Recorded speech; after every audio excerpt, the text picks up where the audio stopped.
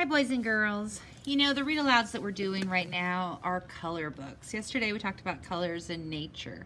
And one of the reasons that we go over those is because generally kindergartners learn their colors and the words. I always like to tell kids to look at your crayons because your box of crayons, each crayon has the name of its color and it will help you to learn your color words. And because we're new readers, there are just certain things that we learn right up front. Color words, number words, those are just things that we practice a lot. If you already know them, then awesome. But because we want you to be exposed to and see as many color words as possible, this week we've been reading stories that have a color theme. And so this is called Red is a Dragon, a book of colors. Now, I think that the cover on this is fantastic. Do you see the dragon's face? So, in the interior, when you first open up, it gives you a little story or a little information. And I thought this was really good and we should share it. And it says, red is a dragon, red is a drum, red are the firecrackers. Here they come.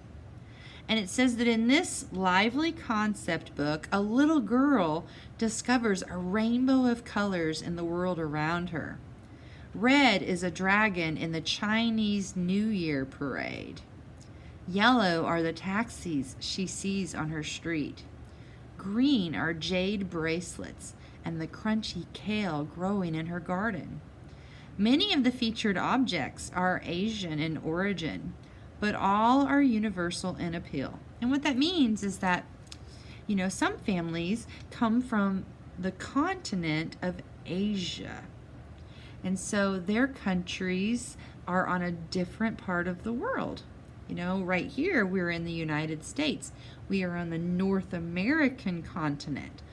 But people who come from China and Japan, they might be, or they are from the Asian continent if they grew up there and moved here.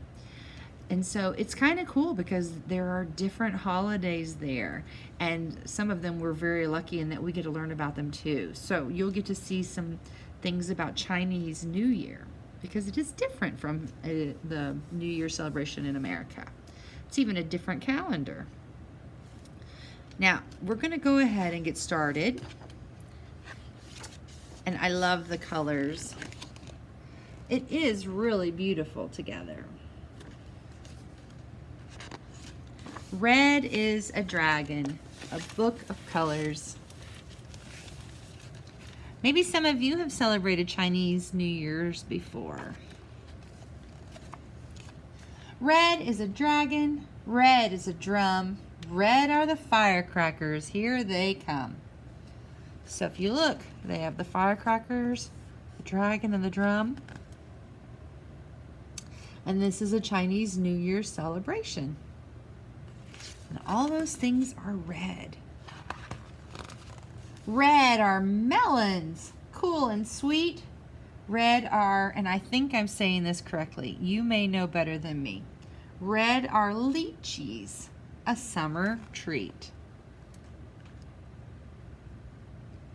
Now, sometimes I have had that fruit in different foods, and I've always heard it called lychee, but it looks like lychee, and I could be saying it incorrectly. But when I've heard it, it's been lychee. So if you know and I did it wrong, feel free to tell me about it. I'd love to learn from you.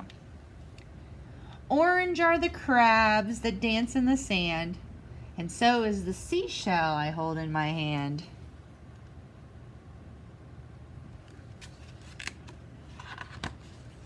Yellow are incense sticks and flowers.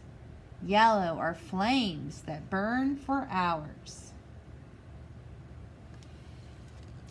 You know, sometimes during holidays or if you go to a church, people will use something called incense. You light it with help from a grown-up and it smells very, very nice.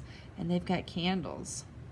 Sometimes people will make something like this. It's like an altar, and it's where they will pray or think about all the wonderful things that they want to happen in the world, or maybe even remember people they've lost. Sometimes part of people's ceremonies. Yellow are raincoats and bright rubber boots.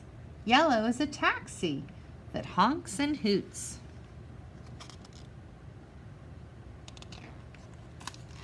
Ah, Miss Fraser's favorite color. Green are the toads beneath my pail. Bottle gourds and crunchy kale. Do some of you eat kale? I grow kale. I love it. It's a nice leafy vegetable that is very good for your brain, actually. Green is a bracelet made of jade. Green is the purse my auntie made.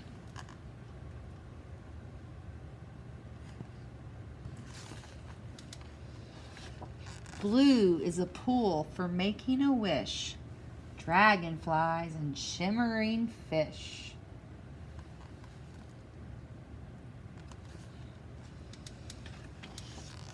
Blue are the sneakers on my shelf.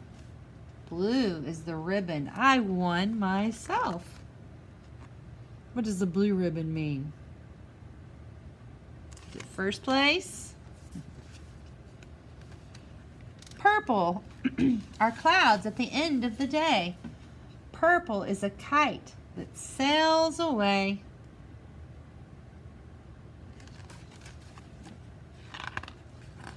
Pink is a peony.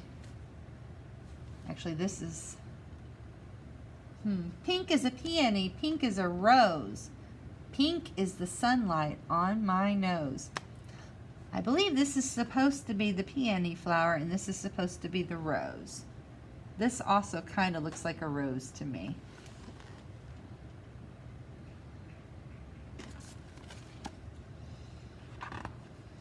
Pink are an opera singer's eyes and a silk fan that hides her surprise.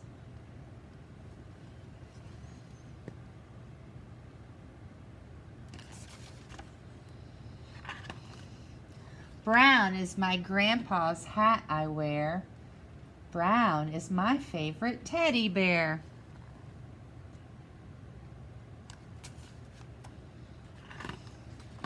White are noodles and chopsticks too. White are dumplings for me and you.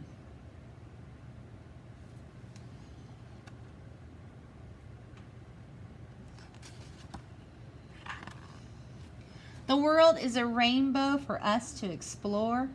What colors are waiting outside your door?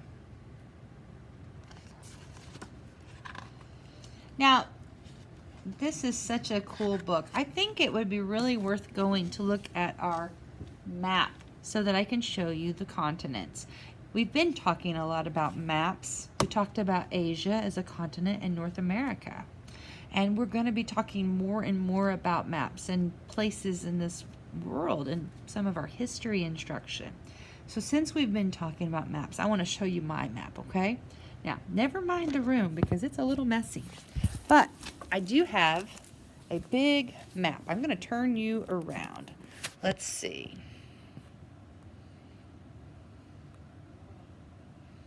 Well, I may not be able to turn you around. So we may, unfortunately, not be able to fix that. But I'm going to turn around and show you. So on this side of the classroom, I have a map. I actually have two maps. This one is my world map. If I took a globe, which is a round representation of the world, and I completely unfolded it flat, this is the world. Now, if you look, this pink part right here, this is the United States. This big section of land is called North America, and that's the continent we live in. And over here is Asia. It's on the other side of the world, and it has China, you've got Vietnam and Thailand, North and South Korea, but this is the Asian continent. Russia is part of it. We've got 7 continents in our world. And they are North and South America. We've got Europe, Asia, Africa, Antarctica, and Australia. And don't worry, we're going to learn more about that. But I thought it was worth showing you the maps. You know, America, where we live, the United States, we're actually a brand new country. We're only a couple hundred years old. And so a lot of these other countries on the other side of the world, they have much longer history than us. History is what happened in the past. And because America is a newer country, we're going to be learning a whole bunch of cool stuff about what happened before you and I came to live here. And a lot of that starts to begin next month in October. So I'm really excited, and I can't wait to have some history lessons with you. That's actually one of my favorite things to learn about. So I'm going to let you guys go, and I hope you have a great day. Bye-bye.